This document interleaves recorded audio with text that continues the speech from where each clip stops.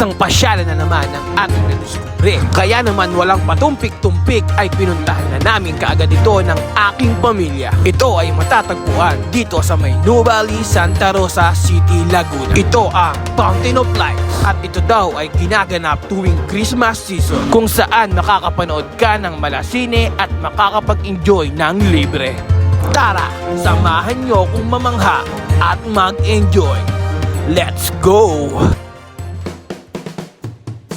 Talaga naman daw pag may bago ay dapat pinupuntahan. Kaya naman napasugod ako at ang aking pamilya dito sa pinakabagong pasyalan dito sa may New Valley. Sinisigurado ko sa inyo na hindi lang matanda ang mamamangha at mag-i-enjoy sa lugar na ito. Dahil panigurado ang inyong mga chikiting ay sobrang matutuwa at mag-i-enjoy. Ito habang nag-aantay kayong mag-start ng show ay pwede muna kayong bumili ng inyong mga pika-pika.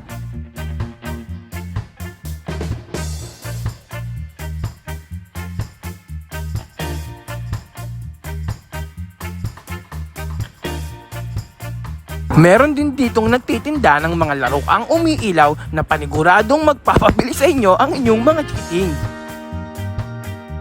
Meron din sila ditong duyan na umiilaw at take note ha, free lang ang paggamit diyan kaya naman paniguradong mag-i-enjoy sila. At meron din ditong spot na pwedeng pang My Day, Instagram at syempre pwede na rin pang TikTok. Huwag na natin patagalin at sabay-sabay na tayong manood. Let's go!